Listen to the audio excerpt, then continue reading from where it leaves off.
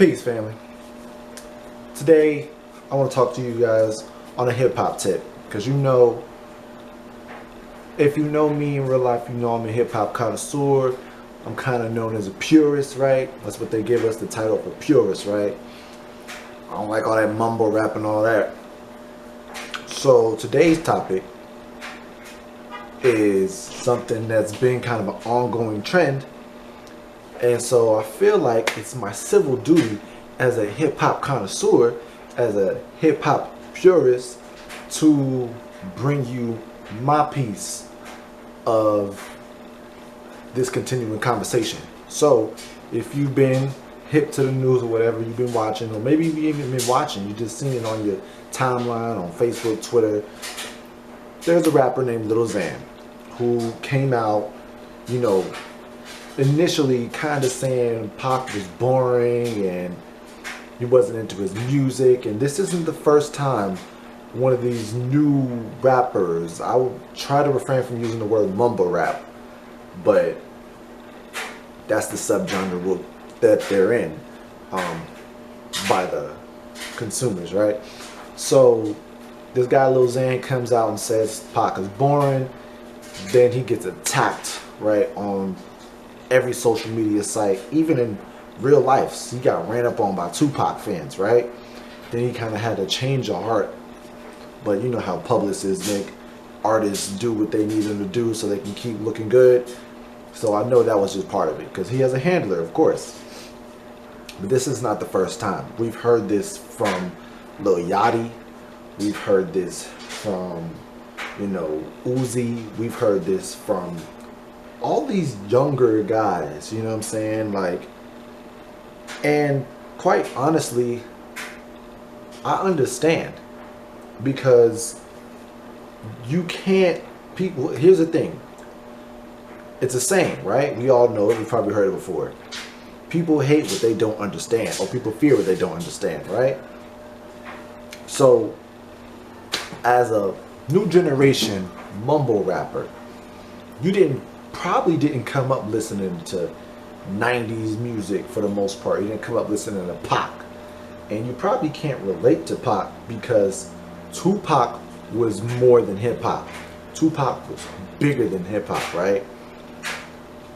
So his influence, you may not even have gotten to see for yourself, other than you hearing other rappers talk about how great he was, right? So I understand the disassociation from these new rappers and the greatness of Pac and any 90s rappers that they may not reverence as a great, you know what I mean? Easily, we can go through Pac's lyrics and digest how much realness was inside of every song, you know what I'm saying? Passionate on every track. People always try to discredit Pac because they say, oh, he wasn't really a thug, he wasn't really a gangster. Well, pardon me, but his mother was a Black Panther. He was born inside of prison. He went to prison. He was shot 5 times and lived through it. Then he was shot again. He stomped out some dudes. He fucking shot 2 people that was fucking messing with another black man, 2 cops, right? They were off duty, but he saw a brother in distress. He took it upon himself to be brave enough to take that risk. Pop, pop. You don't get no more thug life than that, I'm sorry, okay? I don't care what background you say, you know what I'm saying, isn't hood or isn't thug life. The life he lived was thug life, okay? But not even that. Let's just talk about his contribution to the rap game. He brought music with content from a harder,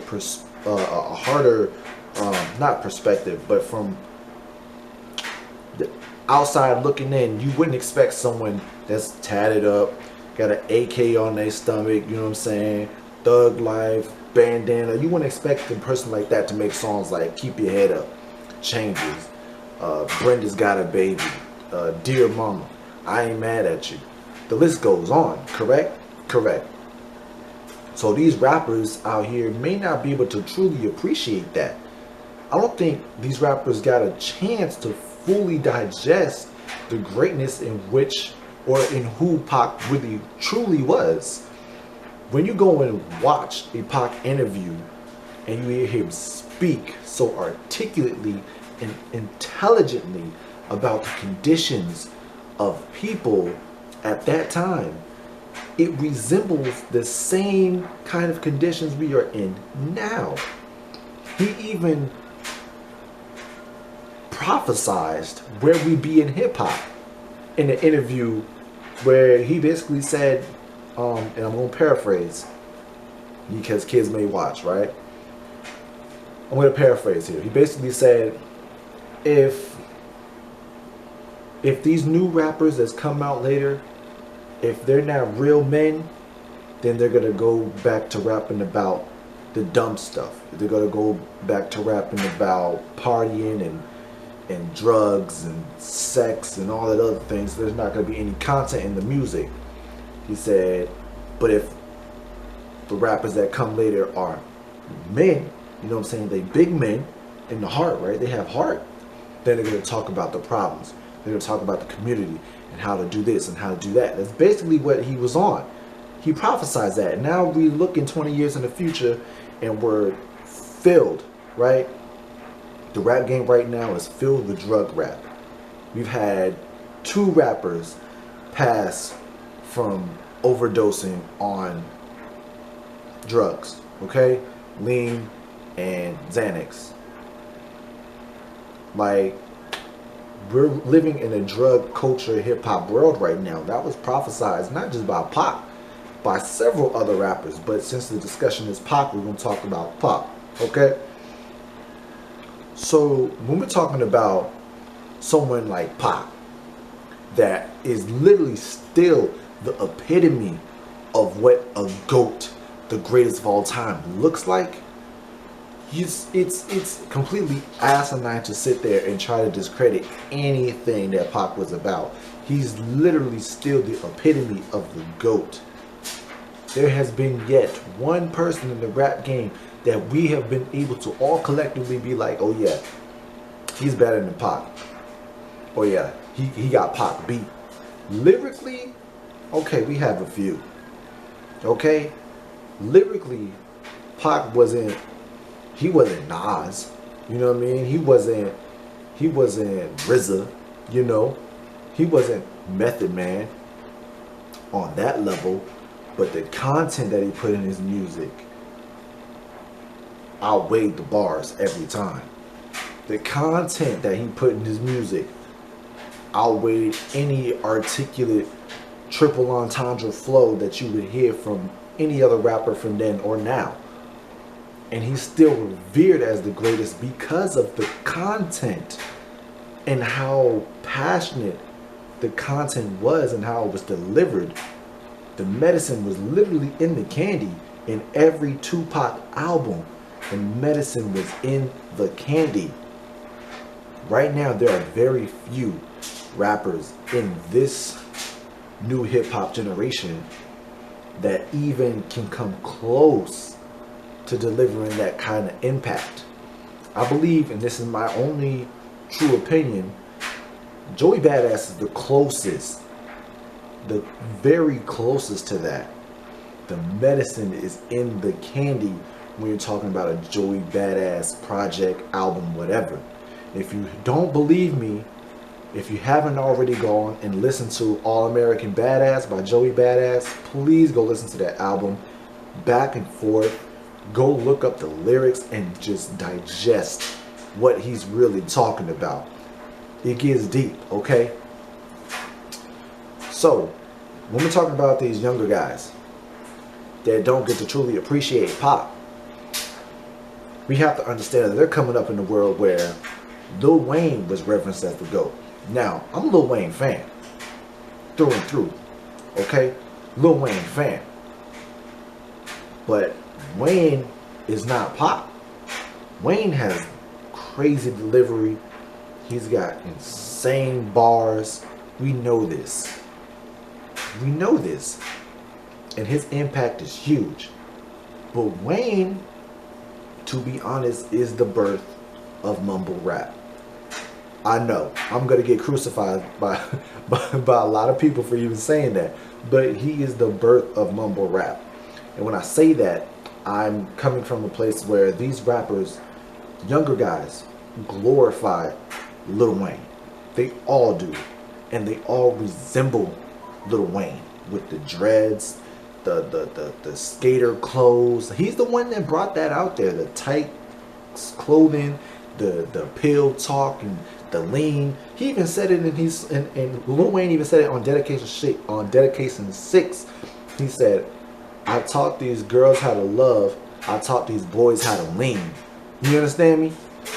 He basically said these kids are, these dudes out here, these guys out here that you hear rapping now, that are rapping now, man, they are my children. You know what I'm saying? They are my students. They learned that from me. And that's not something that should be big ups. Of course not. No. And I don't think he was trying to. But he basically put it out there like, I taught these dudes how to, you know what I'm saying, do that. Because they all do it. Kodak, Uzi, fucking all of them. All of them. We can go through Lil Pump, all that shit. And it's clear that they followed the Lil Wayne blueprint. Of course, except for the bars. Unfortunately. That's all the way down here. You know what I mean? So, they come from that, right? And they come from a place, a generation of music where content rap, or what we like to call conscious rap, was kind of at the back. Right now, we really only have Kendrick and J. Cole as far as conscious rap that are in the mainstream and get pushed like that. But even they had to come into the industry on some pop shit, then drop the conscious shit, and then mix in pop shit with conscious shit to get everybody in. You know what I mean? Literally having to put the medicine in the candy, but having to give you all the candy first, you know? So they came up in a generation where drug rap was already at its peak, where sex rap was at its peak, where gangster trap rap was already at its peak. They didn't get a chance to enjoy Pac, Nas, Wu-Tang, Big L, Jay-Z back in the day, Outkast, Goody Mob, Snoop, you know what I'm saying, Ice Cube. They didn't get a chance to enjoy 90s hip-hop for its content in the way that us, who are now probably in our, I'll say, in the range between 22 and up, okay, where we got to enjoy that. So it's completely understandable why they have a problem with Pac's being the GOAT. You know what I'm saying? And these younger guys will say that Pac's overrated. Drake is the best, or fucking, you know, Young Thug is better than Pac. Or there's still some blasphemous type of stuff. And it does make sense from their perspective because they don't know. You know what I'm saying? They really don't know. But if you sat them down and gave them Pac to really listen to, and tell them, listen to A One of Heaven Gotta Ghetto. Go and listen to Brenda's Got a Baby. Go and listen to Keep Your Head Up, part 1 and 2. Go listen to Shorty Wanna Be a Thug.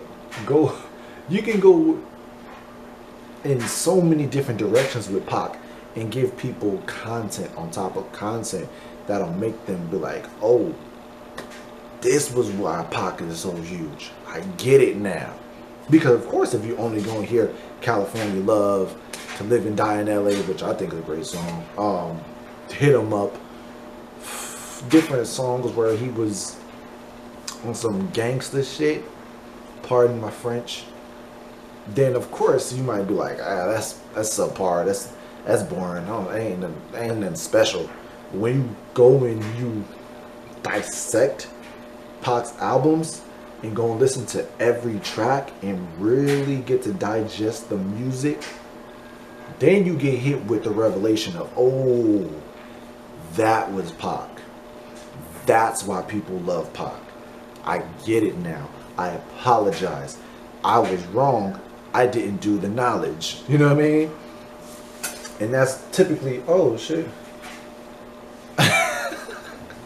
Ooh, oh well. That's typically the case, is that they didn't do the knowledge. You know what I'm saying? They just didn't know. So they're coming from a place of ignorance and, you know, just being a completely different generation. You know what I mean? Just completely generation. We come up in a generation where these kids are literally out here trying to say J. Cole is trash. That's the dumbest thing I've ever heard. But we're coming to a generation where the hip-hop music they listen to is turn up all the time. Turn up, turn up, turn up. I'm trying to turn up. And J. Cole's music is not on the turn up 100% of the time. You know what I mean? Really mellow, really laid back, giving you some nice bars with great content. That's Cole. They kind of mess with Kendrick more because Kendrick is now on the turn up, turn up, turn up scene with Damn. Damn was more of a turn up album for them. But if you ever been to a J. Cole concert, it's always lit, right? It's always lit. So, you know, to wrap this up, without being too long-winded, today's generation of rappers, mumble rappers, or whatever, they have a disassociation with the 90s because they didn't even get to come up close to that. They're 2000s babies. You know what I mean? And they didn't get to really digest that era for its greatness and what it was, because Pac wasn't the only artist out there that was given great content through music, and even given the personification of living a thug life or a gangster mentality. You know what I mean? So you have these kids that grew up on different music altogether, then seeing a different kind of idolization in hip-hop. Wayne, T.I., Gucci, Jeezy, now Young Thug, right? It was different. It's different idolization for them. These guys are 15, 16. Some of them are close to 19 maybe. But they're stupid young. They're stupid young. They didn't get to grow up on any of that we did. So we have to understand to sit back and not criticize so much, and then try to give them the knowledge. You know what I'm saying? Because proper education always corrects error. So we have to give them that piece. You did? If we do that, you know what I'm saying, then they will be able to have an understanding. And that's how you build. We gotta be able to build with whatever we're given. This new generation, you know what I'm saying, they can be great if we allow them to be great and we give them guidance. But if we just pass them by the wayside and say, oh, y'all messed up, throw the whole generation away, then they have no guidance, or the guidance they do have are trash. You know, trash mentors that know nothing, just like they know nothing. So nothing plus nothing equals nothing. Blind leading the blind. You know what I mean? So we gotta learn to understand first, right? We gotta understand their perspective. Then we have to be able to communicate politely in the best possible way. You bugging, here's how it really is. And then step back and let them receive it how they receive it. And if they take it and they grow with it and they learn, then cool. If not, they ain't gonna be around long. We've seen that in the past with other artists. So just be cool. Don't go on social media bashing 15-year-olds, calling them gay and all that other stuff, faggot, dumb, you know what I'm saying? Don't go degrading them, making them feel bad, because this is the safe space era where kids need a safe space. So don't do that. Just try to give them the game as good as possible. That's my piece for today. I just had to speak on that. I just felt it here, so I had to speak on that, okay? This is Marty Power Fit, a Black Power Fit hip hop segment number 2, I think. Anyway, until next time, peace. Oh, don't forget to like, comment, share, and subscribe.